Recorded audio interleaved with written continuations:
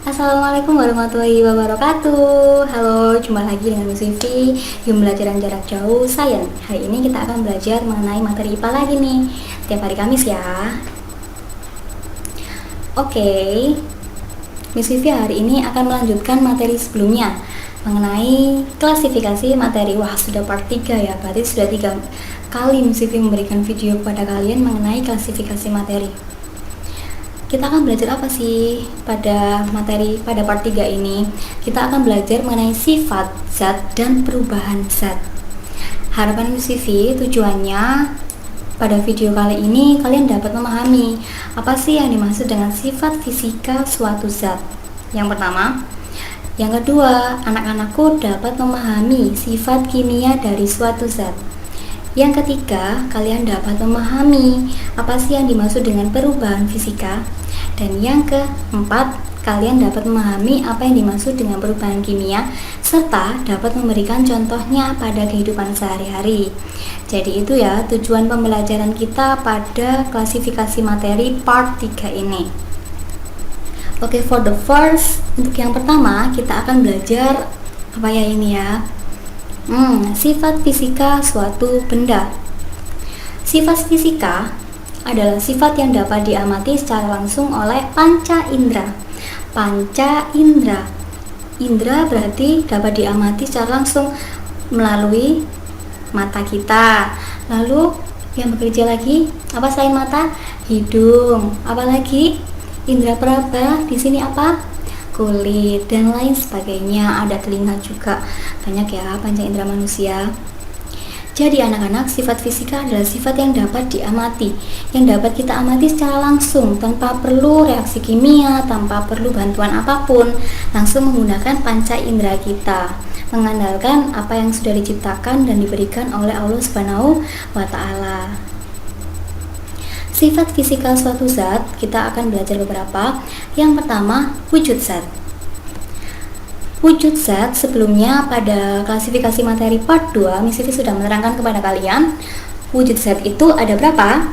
Ayo, wujud zat ada 3. Wujud zat yang pertama namanya zat padat. Wujud zat yang kedua namanya zat cair. Wujud zat yang ketiga namanya gas. Masih ingat nggak ya contohnya apa aja?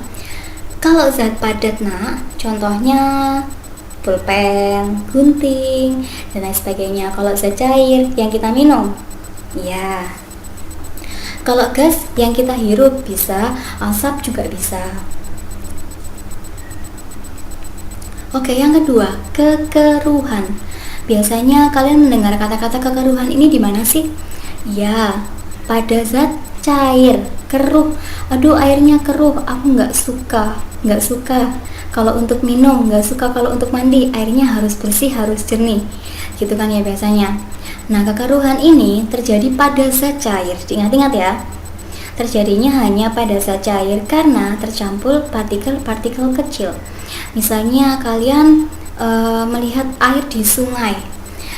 Air yang kita lihat kalau jernih itu warnanya bening, sedangkan kalau air yang keruh biasanya warnanya coklat. Itu karena tercampur partikel-partikel kecil dari tanah yang ada di dasar sungainya, begitu ya. Oke, number 3, kekentalan. Kental, biasanya kalau kalian membayangkan kata-kata kentalnya di mana? Biasanya ada di susu kental manis gitu ya. Kental, kekentalan. Apa sih yang dimaksud dengan kekentalan? Nih, Miss Vivi sudah tuliskan. Ukuran ketahanan zat cair untuk mengalir. Ukuran ketahanan zat cair untuk mengalir. Misalnya, Miss Vivi punya air putih biasa dengan susu kental manis. Dua-duanya Miss Vivi ini tuang. Dua-duanya saya tuang secara bersamaan. Kira-kira yang jatuh pertama kali itu apa? Pinter, yang jatuh pertama kali adalah air. Kenapa? Karena kekentalan dari air minum itu lebih rendah daripada kekentalan susu kental manis. Contohnya lagi, air dan juga minyak. Airnya Miss Vivi tuang, minyaknya Miss Vivi juga tuang secara bersamaan. Yang jatuh duluan yang mana nak? Air. Kenapa? Karena kekentalan air itu lebih rendah daripada kekentalannya minyak. Kental itu ya, gampang nih buat kalian.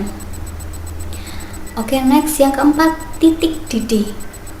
Biasanya kalau mendengar kata-kata titik didih, ini pasti langsung ingat ibu atau ayah ya mungkin, atau kalian sendiri yang udah bisa merebus mie ya.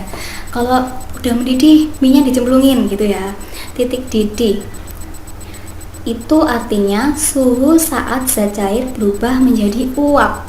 Nah ini ya artinya ya, jadi nggak semata-mata udah mendidih gitu. Nah kalau di IPA itu ada artinya suhu saat zat cair berubah menjadi uap. Contohnya ketika kalian merebus air, nah air yang aslinya penuh seperti ini, ketika kalian panaskan di atas kompor, lama-kelamaan airnya ini dia akan berkurang volumenya. Itu bukan sebuah sulap, bukan sihir ya, tapi karena air ini berubah menjadi uap ketika suhunya 100 derajat Celcius. Jadi diingat-ingat titik didih air itu 100 derajat Celcius. Oke? Sudah 4 ya. Masih ada lagi Miss. Masih sifat fisika yang kelima dari suatu zat, yaitu titik lebur atau titik leleh atau titik cairnya. Kalau tadi titik didih, sekarang titik lebur atau leleh atau cair ya. Titik lebur atau leleh atau cair itu adalah suhu pada saat zat padat berubah menjadi zat cair. Kalau tadi titik didih, zat cair berubah menjadi uap. Sedangkan kalau titik lebur itu pada saat zat padat berubah menjadi zat cair. Contohnya apa nih zat padat berubah menjadi zat cair? Es batu. Ketika es batu kalian keluarkan dari freezer, nah nanti es batunya lama-kelamaan akan meleleh, akan mencair, apalagi di suhu sepanas ini ya, akan cepat sekali melelehnya. Oke, number 6, titik beku. Wah banyak ya Miss yo. Titik beku adalah suhu saat zat cair berubah menjadi zat padat. Cair berubah jadi zat padat. Kira-kira apa contohnya? Pinter. Kalau ibu atau kita membuat es batu yang awalnya air, kemudian ketika kita masukkan ke freezer, bentuknya sekarang berubah jadi zat padat. Tapi nanti ketika kita keluarkan itu bisa berubah lagi jadi air. Wah, bisa berubah ya. Oke, next number 7, nomor 7 yaitu kelarutan. Apa itu kelarutan?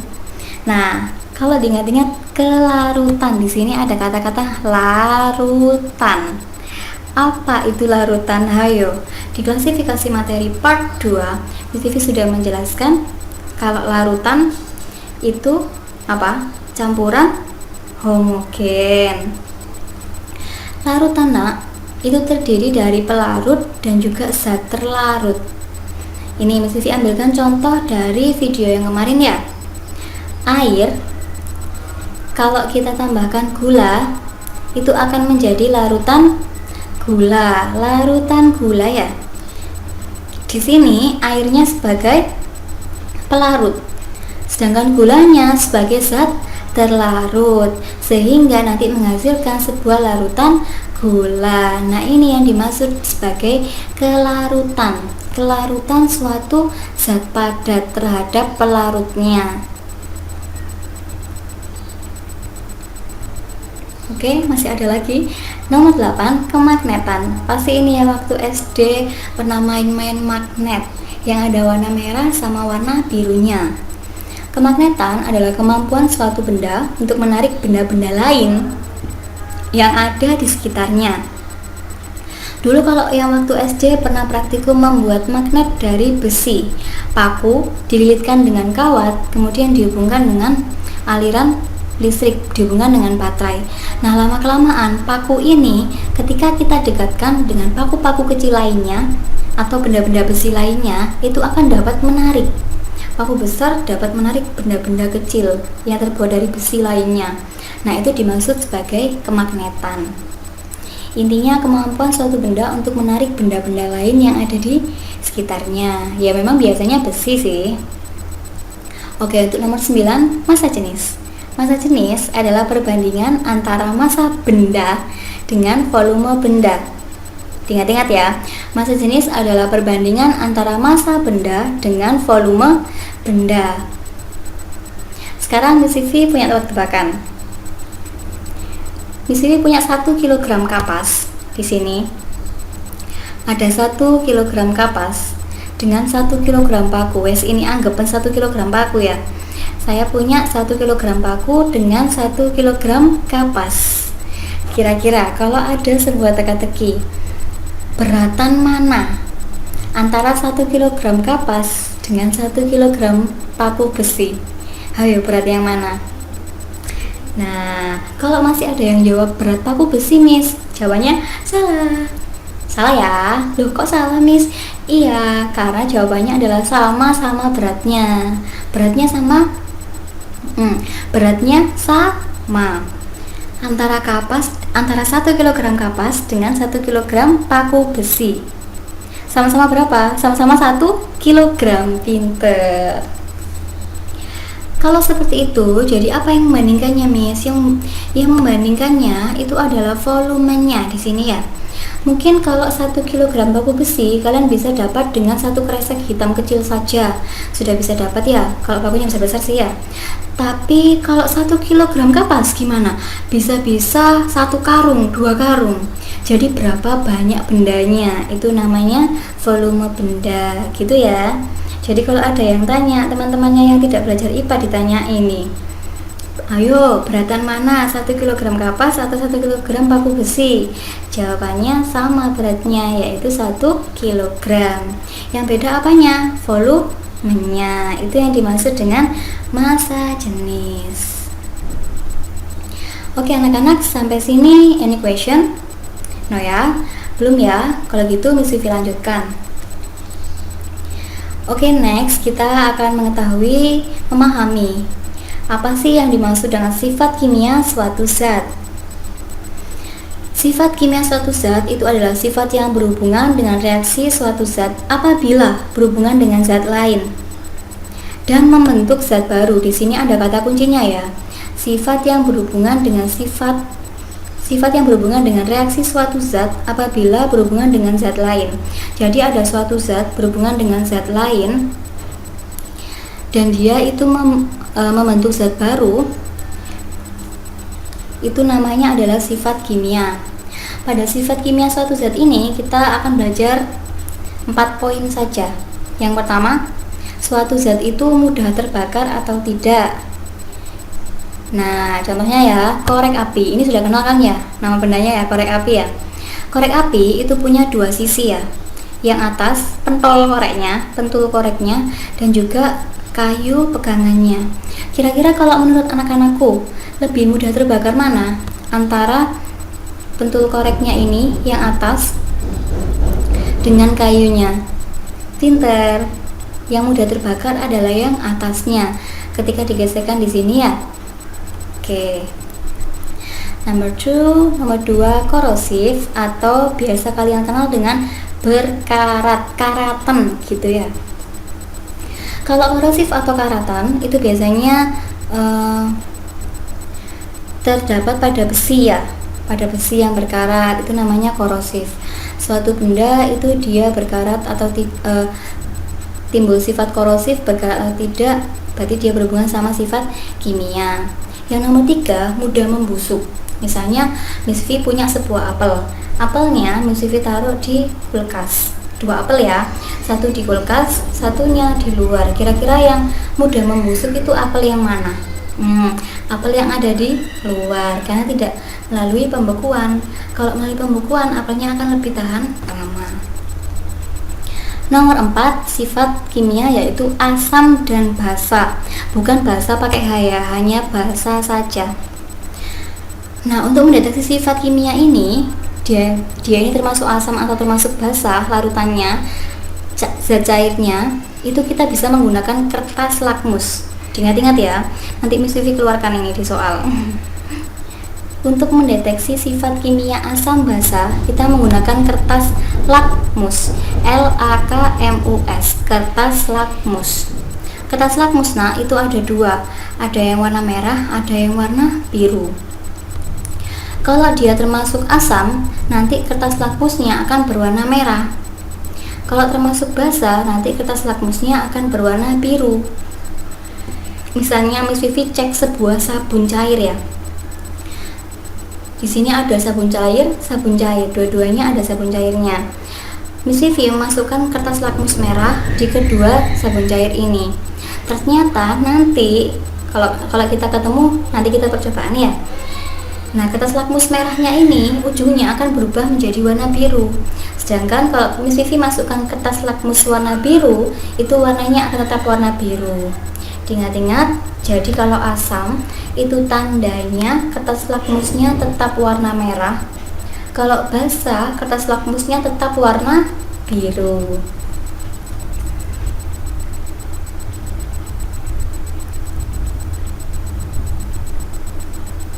Oke, sebelum Miss Vivi membahas lebih lanjut mengenai perubahan-perubahan ini tadi, Miss Vivi akan menayangkan sebuah video untuk kalian. Disimak baik-baik videonya, nanti kalian pahami. Kalau masih belum paham mengenai video tersebut, nanti kita akan bahas mengenai perubahan fisika dan juga perubahan kimia. Oke, check this out. Halo anak-anak, perhatikan baik-baik ya. Kita akan melakukan sebuah percobaan.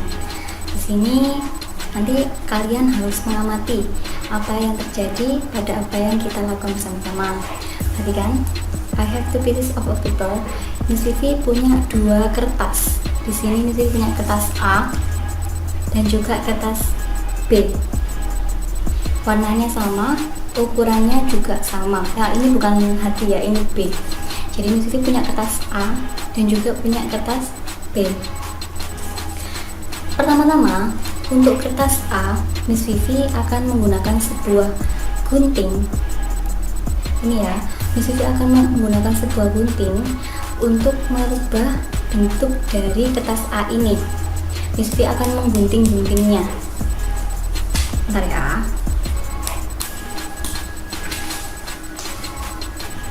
Nah, ini kertas A tadi sudah Miss Vivi gunting. Bentuknya sudah berubah ya. Yang awalnya tadi seperti ini, sekarang sudah berubah menjadi seperti ini. Ini potongan kertasnya. Jelas? Nah anak-anak, untuk kertas yang B, kertas B ini kita akan melakukan berbeda. Kalau kertas A tadi digunting, kertas B ini akan Miss Vivi bakar. Nah, dibakar menggunakan korek api. Kalau sudah dibakar, ternyata kertas B ini berubah menjadi seperti ini. Ini ya. Kemudian ternyata ada lagi ketika Miss Vivi membakar kertas B, itu ada yang tertinggal, ada di sisanya. Biasanya kalau anak-anak membakar kertas, itu nanti terakhirnya ada apa nak? Yang warna abu ini. Ada abu kertasnya, ada abu dari kertasnya, ada abu yang terbentuk ya dari proses pembakaran kertas B tadi. Ini ya, maaf ya agak nggak jelas ya. Nah sekarang coba apa perbedaan yang terjadi pada kertas A dan juga pada kertas B. Perhatikan baik-baik ya. Kalau pada kertas A ini hasil guntingan Miss Vivi tadi masih dikatakan kertas. Yang berbeda hanya ukurannya saja. Yang awalnya besar seperti ini menjadi kecil seperti ini dan menghasilkan kertas-kertas kecil. Tapi kertas ini, yang potongan-potongan kecil ini masih dapat dikatakan sebuah kertas. Sedangkan untuk kertas yang B, bagaimana untuk kertas yang B? Untuk kertas yang B itu kan tadi dibakar. Nah ketika dibakar ternyata kertasnya ini mengalami sebuah perubahan. Apa yang berubah? Ya yang pertama, lihat warnanya, warna aslinya kertasnya adalah warna pink, tapi ternyata sekarang berubah. Di sini ada warna hitam. Iya, ada warna gosong-gosongnya ya karena sudah dibakar ya. Dan satu lagi anak-anak, terbentuk sebuah zat baru, bukan kertas lagi di sini. Ini namanya abu. Lah abu ini tidak akan bisa kita kembalikan menjadi kertas lagi. Namanya sudah beda, materinya beda, sudah ganti. Yang kalau kertas itu biasanya keras, ini abu. Miss Vivi tekan-tekan lembek dan juga nih bisa lengket di tangan Miss Vivi ya. Ini warna tangan Miss Vivi jadi warna abu-abu. Seperti itu ya. Nah, untuk lebih lanjutnya kita akan belajar mengenai perubahan zat. Perubahan zat itu ada dua, perubahan zat fisika dan juga perubahan zat kimia. Check this out. Ya, anak-anakku sudah lihat videonya semuanya? Ya. Oke, untuk selanjutnya kita akan membahas mengenai perubahan fisika dan juga perubahan kimia. Jadi Miss Vivi tidak semata-mata menggunting dan juga membakar kertas, itu nggak ada artinya ya. Nah, itu untuk bahasan kita selanjutnya. Yang pertama, kita akan membahas sebagai perubahan fisika. Apa sih yang dimaksud dengan perubahan fisika itu? Perubahan fisika adalah perubahan yang melibatkan bentuk fisik, tidak menghasilkan zat baru, dan dapat kembali ke bentuk semula. Jadi perubahan fisika punya 3 ciri-ciri ya nak. Yang pertama, melibatkan bentuk fisik. Yang kedua, tidak menghasilkan zat baru. Yang ketiga, dapat kembali ke bentuk semula. Kira-kira kalau sudah ada pernyataan seperti ini yang Miss Vivi tulis di atas ini, menurut kalian kertas yang mana yang menunjukkan perubahan fisika? Apakah kertas yang A yang kita gunting-gunting atau kertas yang B yang kita bakar-bakar? Jawabannya adalah kertas A yang kita gunting-gunting. Kenapa? Karena kertas A ini perubahannya melibatkan bentuk fisik. Yang aslinya sebesar ini ya, berubah menjadi sekecil ini. Berarti melibatkan bentuk fisik dan tidak menghasilkan zat baru. Maksudnya gimana nih tidak menghasilkan zat baru? Ini kertas besar, ketika dipotong berubah menjadi kertas kecil. Materialnya masih sama, yaitu kertas. Ini ya, kertas ya. Kertas besar dipotong jadi kertas kecil dan dapat kembali ke bentuk semula. Bisa tak Miss berubah kembali ke bentuk semula?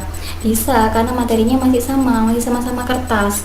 Tinggal kalau ini ya kertas ukuran segini, sudah terbentuk seperti ini potongan kertas kecil, masih namanya kertas, berarti kembali ke bentuk semula. Ini ada contoh lain selain menggunting kertas tadi. Contohnya ada air berubah menjadi es. Nah, ini yang dapat kembali ke bentuk semula ya. Tidak semua dapat kembali ke bentuk semula. Kalau di perubahan fisika, air menjadi es. Awalnya air, ketika Miss Vivi masukkan ke dalam freezer, dia akan berubah menjadi es batu ya. Tapi ketika esnya Miss Vivi diamkan di luar, lama-kelamaan akan berubah lagi menjadi apa nak? Berubah lagi menjadi air, muter-muter terus gitu ya. Yang kedua, contoh dari perubahan fisika, Miss Vivi punya apa ini? Ini apa ini? Ayo Pak, beras. Nah, beras ini kalau Miss Vivi giling akan menjadi tepung beras. Bentuk fisiknya saja yang berubah, tapi di sini masih ada material berasnya, gitu ya nak ya. Contoh yang ketiga ya ini ya. Miss Vivi menyalakan sebuah lilin. Lilinnya aslinya panjangnya segini nak. Ketika Miss Vivi nyalakan, wah lama kelamaan jadi seperti ini ya. Jadi meleleh seperti itu. Nah, ini bentuk fisiknya yang berubah, makanya digolongkan sebagai perubahan fisika. Bentuk fisiknya seperti ini. Yang aslinya panjang berubah jadi pendek seperti ini ya, sampai sumbunya kelihatan. Tidak menghasilkan zat baru, apapun ya. Kalau kita membahas lilinnya di sini cuma panjang berubah jadi pendek, ini tetap lilin. Dapat kembali ke bentuk semula. Nah, kalau yang ini bisa dikembalikan ke bentuk semula? Bisa? Oke, bisa ya. Sampai sini paham? Untuk yang kedua, perubahan kimia. Berarti kertas yang dibakar tadi termasuk ke dalam contoh dari perubahan kimia. Yang awalnya, kalau Miss Vivi ambilkan kertas B seperti ini, ukurannya seperti ini. Nah, kita bakar, berubah ya. Itu dinamakan dengan perubahan kimia. Apa sih yang dimaksud dengan perubahan kimia? Perubahan kimia, perubahan zat yang menghasilkan zat baru dan tidak dapat kembali ke bentuk semula. Jadi ada 2 ciri-ciri dari perubahan kimia. Yang pertama, menghasilkan zat baru dan tidak dapat kembali ke bentuk semula. Contohnya kertas yang kita bakar tadi anak ya. Kalau perubahan kimia menghasilkan zat baru. Zat barunya apa tadi? Ya, abu dari kertasnya yang warna abu-abu dan tidak dapat kembali ke bentuk semula. Bisakah kita mengubah abunya berubah jadi kertas lagi? Tidak bisa. Itu karena dia menghasilkan zat baru. Nah, diingat-ingat kalau di perubahan kimia berarti yang berubah ini apa aja? Menggunakan panca indera ya. Baunya juga berubah. Jadi agak bau gosong, warnanya juga berubah. Itu ciri-ciri juga dari perubahan kimia. Contoh lain selain membakar kertas. Di sini Missy punya apa ini? Ayo. Ya, singkong. Singkong ini biasanya ini kesukaannya Miss Vivi. Diubah sama ibu-ibu atau biasa yang beli di pasar jadi tape singkong. Tape singkong ini menghasilkan zat baru yang aslinya keras seperti ini sekarang jadi lembek seperti ini, yang menghasilkan zat baru. Tidak dapat kembali ke bentuk semula. Yang udah jadi tape seperti ini nak, nggak bisa dikembalikan lagi jadi singkong. Ini perubahan kimia. Tadi termasuk di sifat kimia benda juga ya. Apa ini? Besi yang berkarat. Kalau di IPA namanya korosif. Pintar. Oke. Jadi di sini kesimpulannya kita sudah tahu ya, sifat fisika suatu benda itu dapat kita amati secara langsung. Menggunakan apa sayang? Menggunakan panca indera kita. Ya mata, ya hidung, ya indera berapa? Pokoknya menggunakan panca indera kita. Ada banyak ya komponennya tadi. Ada apa saja? Berarti jangan lupa dicatat. Kalau yang sifat kimia, suatu benda itu ada hubungannya dengan benda lain. Suatu zat apabila berhubungan dengan benda lain, dia akan menghasilkan suatu reaksi dan menghasilkan zat baru. Namanya sifat kimia. Tadi ada 4 ya kalau sifat kimia. Dia mudah terbakar atau tidak, mudah berkarat atau tidak, dan 2 lainnya. Diingat-ingat lagi ya. Sedangkan kalau perubahan fisika, apa itu perubahan fisika? Perubahan fisika tadi ciri-cirinya ada 3.